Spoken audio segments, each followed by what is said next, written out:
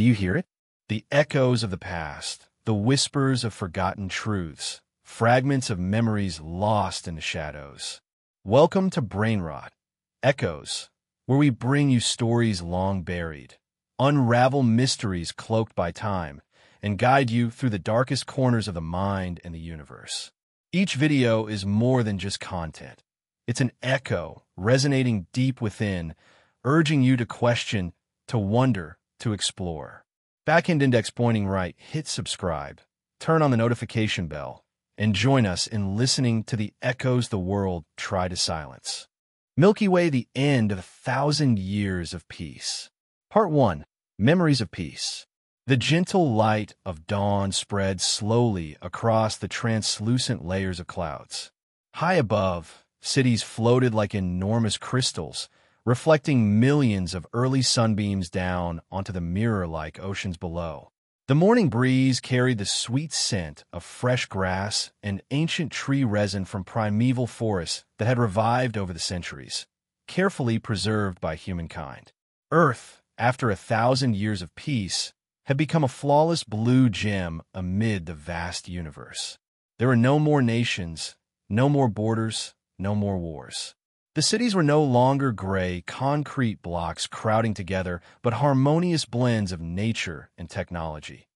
Energy towers rising among the trees, glass bridges spanning valleys full of wildflowers, and crystal-clear lakes nestled between bioluminescent structures that glowed softly at night. A child ran barefoot across the soft grass, her jet-black hair flowing in the wind. This was Aya, a 12-year-old girl born and raised in the City of Light, a cluster of floating cities orbiting the equator, where the sun never fully set. Aya's eyes sparkled with innocence as she chased glowing butterflies across the violet fields, creatures recreated from ancient DNA and bioengineering. "Aya, don't run so fast," called a warm voice behind her, soft as the morning mist. It was Aaron, the oldest person Aya had ever known. He had lived for over 3 centuries, sustained by cell regeneration technologies developed hundreds of years earlier. Tall and slender, with hair silver as the clouds, his eyes still shone deep and bright, as if holding 1,000 years of humanity's memories. Aya turned back, laughing brightly. "Grandpa Aaron, you're too slow." Aaron leaned on his cane, smiling gently. "Yes, I'm old now, but did you know? I used to run faster than you when I was young. Back then." He paused. His gaze drifted to the distant horizon, where energy towers glimmered like daytime stars. "Back then, the world wasn't as beautiful as it is now, Aya. There were days when the sky was gray with smoke from bombs, and nights when the only light came from fire and cannon blasts." Aya tilted her head. "What's a cannon blast, Grandpa?" Aaron was silent for a long while. He bent down, picked a flower, and held out to her. "It's something people made to kill each other, my dear." Aya's eyes widened in shock. Why would people want to kill each other?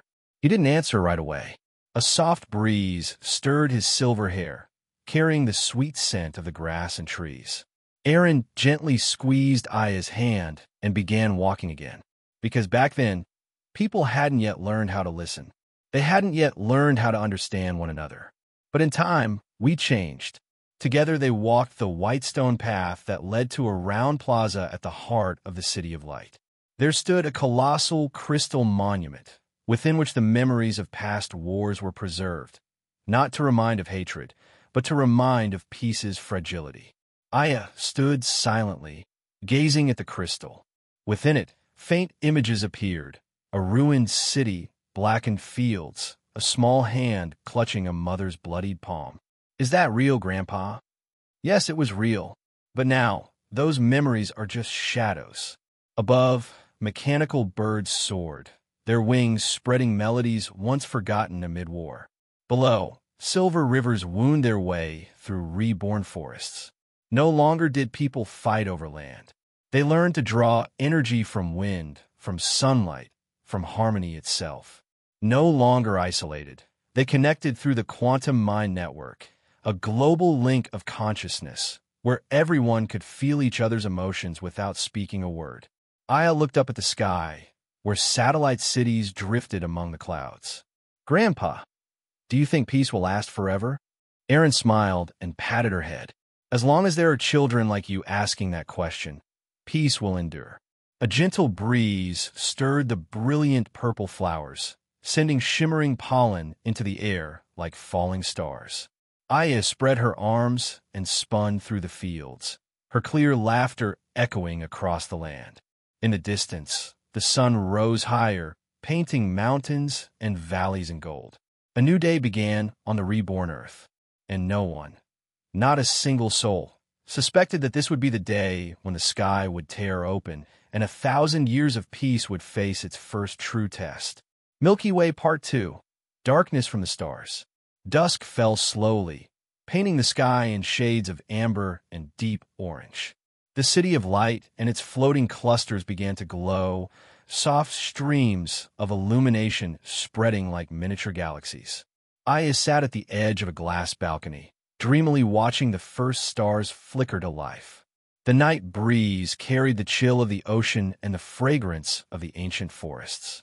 Aaron sat beside her, holding a glowing tablet, telling her stories of old, of spacefaring expeditions, of times when humanity fought over every inch of land, and of dreams of conquering the stars. Do you think there's someone else out there? Aya asked, her wide eyes gazing at the vast black sky. Aaron fell silent. He, too, lifted his gaze to the distant stars, twinkling like forgotten memories. Perhaps, he whispered, and if there is, I hope they love peace as much as we do. At that very moment, a strange light tore through the night. At first, it was just a streak like a shooting star, but it grew brighter, larger, until the sky itself seemed slashed by a blinding gash. The city of light swayed for an instant as a wave of unknown energy swept over it. The watchtowers immediately sent out warning signals. All of Earth paused. Every task ceased. All eyes turned upward. From the rift between the stars, massive shadows began to emerge. They were warships, so colossal they blotted out entire constellations, including Orion, Aya's favorite. The ship's surfaces bristled with gun turrets and antennae, jagged and dark as the void, glowing with the cold light of plasma energy. A deep, resonant voice echoed, as if from the universe itself. We are Zorith. This is no negotiation. This is a declaration of war. You have been chosen. Prepare for annihilation. The voice rang out on every frequency, through every device, resonating even within the quantum mind network. Aya trembled and turned to Aaron. Grandpa, what's happening? Aaron placed a hand on her shoulder. In his eyes was a sorrow deeper than the space beyond. A civilization still gripped by fear and rage. The Zorith ships formed ranks in Earth's orbit. Millions of human eyes from every continent watched through holographic projections. There were no borders, but the entire planet shared one heartbeat. In the valleys of primeval forests, in the cities beneath the seas, atop the icy peaks of the poles, humanity simply looked up, not panicking, not fleeing. They waited in silence. The global councils of consciousness began their dialogue through brainwaves. The sages, the keepers of memory, the children with the purest hearts, all merged into a vast network of feeling. Aya heard that voice within her mind, like a breeze across the fields. We do not fear. We do not fight. We welcome them as a mirror of our own past. But Zorith did not understand. In their eyes, such silence was weakness. A blue beam tore through space, the first plasma shot aimed at Earth. It targeted a city floating in the ocean, Starfish City, where people were singing beneath glass domes. Then came more beams. The Zorith warships fired relentlessly, shredding the night with deadly streams of energy. Aya screamed, tears streaming down her cheeks. They're going to destroy everything. But then something strange happened. The plasma beams vanished midair. No structures collapsed. Not a single blade of grass burned. The annihilating blasts, as they neared the surface, seemed swallowed by invisible voids. Aaron smiled quietly. He closed his eyes, feeling the waves of consciousness rising from across the planet. Do you see, Aya?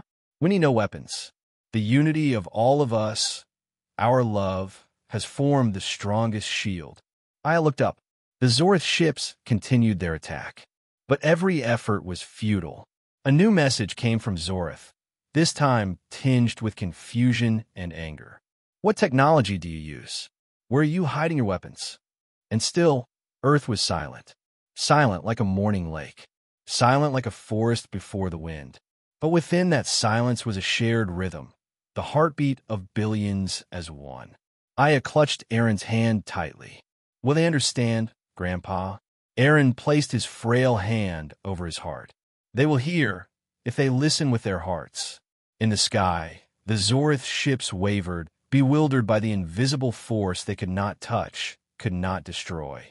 The darkness from the stars had come. But Earth still shone. Milky Way Part 3, the battle begins. The Council of Consciousness, Earth awakens.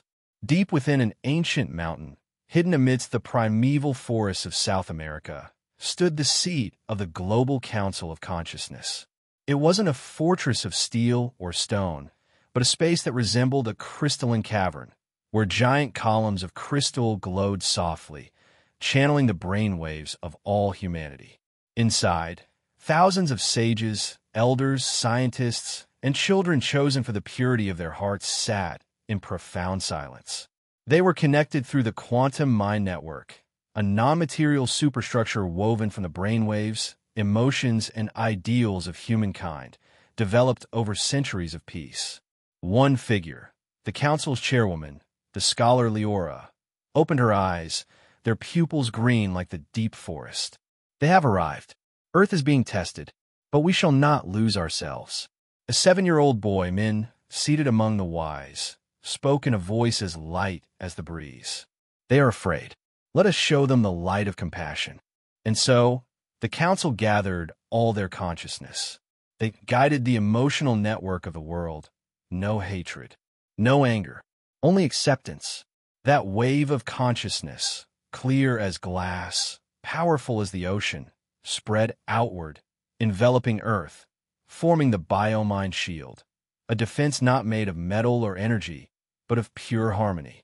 Rocket Zoratha's perspective, fear before the invisible. Aboard the Zorath fleet, the once bustling command decks fell silent, heavy as stone. Tactical screens crowded with data now blinked with cascading errors. Unable to analyze target. No energy source detected. No defensive mechanism identified.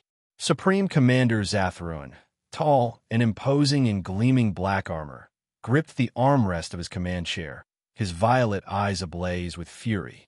Every planet before this has turned to ash in my hand. When the void is stopping us. A chief engineer stammered, voice trembling. Commander, we detect no material defense systems. No weaponized satellites. No energy fields. Only some kind of wave. What kind of wave? A wave emitted from the entire biosphere, as if the whole planet speaks with one thought. Zathrun roared, smashing a nearby console. Thought? You're telling me a planet resists us with thought? Shield Earth's defense. The fusion of science and consciousness. In truth, Earth no longer needed cannons or battleships. After centuries of peace, humankind had achieved harmony between science, nature, and mind. Backend index pointing right, quantum mind network. Every person on Earth carried biocrystal fragments, no larger than a speck of dust, implanted at birth. These crystals linked brainwaves to the global quantum network, allowing all to share feelings and ideas without words. Backend index pointing right, bio-mind shield. When the collective consciousness united, the quantum network resonated with Earth's natural bioenergetic field, creating a soft yet impenetrable shield. Physical weapons, energy blasts, destructive waves, all dissolved into harmless elementary particles like dust on the wind.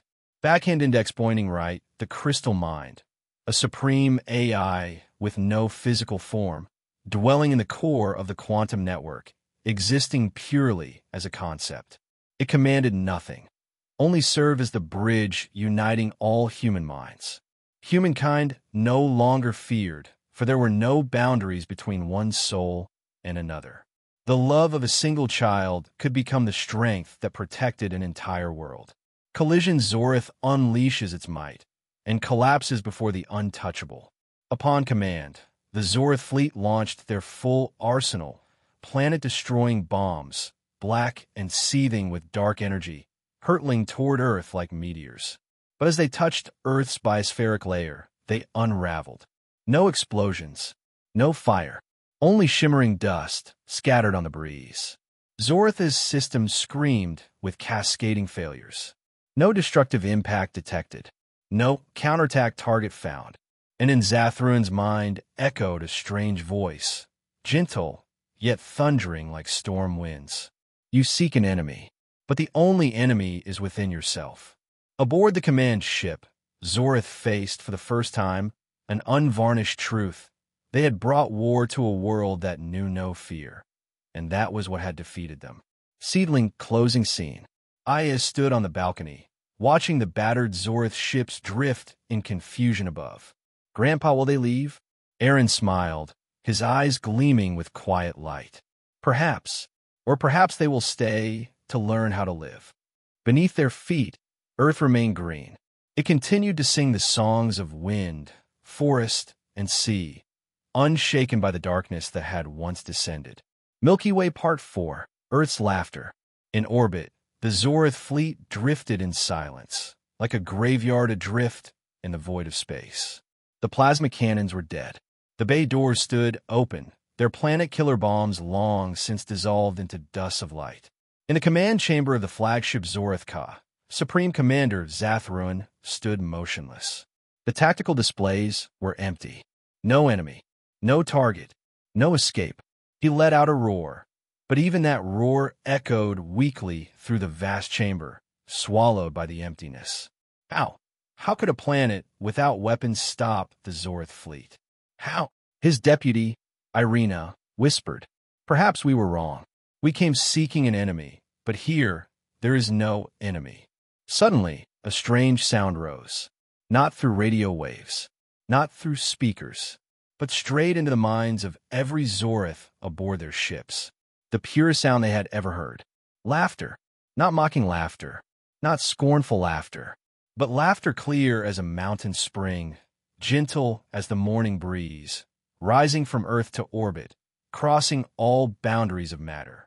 Children on Earth laughed aloud. The elderly smiled softly. Mothers rocked their infants, laughing quietly. Artists chuckled over unfinished songs. Forest wardens laughed with the birds just taking flight. That laughter merged as one, a wave breaking upon the Zorith fleet. Zathruin fell to his knees, clutching his head. In all his life, he had known only fear, hatred, conquest. This laughter, like a blade of light, split apart the darkness within him. On the quantum consciousness display, Earth's crystal mind spoke not a word. It simply shared visions. Back-end index pointing right, a forest reborn after the fires of war. Back-end index pointing right, a child grasping another's hand, needing no language. Back-end index pointing right, a city of light, with no walls, no guns. Back-end index pointing right, a transparent ocean, reflecting the Milky Way. And the laughter continued, like a song without words. Seedling Earth answers with memory and light. The entire planet sent forth its memories of peace, not via radio signals, but through waves of thought. Glowing star images of once bloodied hands, now planting new trees. Glowing star cities rebuilt from ruins into gardens of light. Glowing star warriors of old laying down their arms, walking among the crowd as equals. And the crystal mind spoke, not with words, but with pure intent. We do not resist you. There is nothing left to resist. We do not fight. For once, we too were you. The Zorith fleet drifted through this ocean of consciousness, like lost beasts in a field of flowers. Their weapons fell silent, not from sabotage, but from powerlessness before something they could not comprehend, compassion. Milky Way within Zorith, the awakening. Irina's tears flowed freely. In her mind rose memories of her home world, destroyed by hatred. The Zorith children, filled with venom from the moment they first opened their eyes. We are the lost. Zathruin collapsed, the light fading from his violet gaze. I no longer know who I am. And for the first time in Zortha's history, their fleet was truly silent. Not the silence of spent weapons. The silence of souls touching a truth far greater than themselves. Glowing Star Earth still sings. Beneath Aya and Aaron's feet, Earth remained green.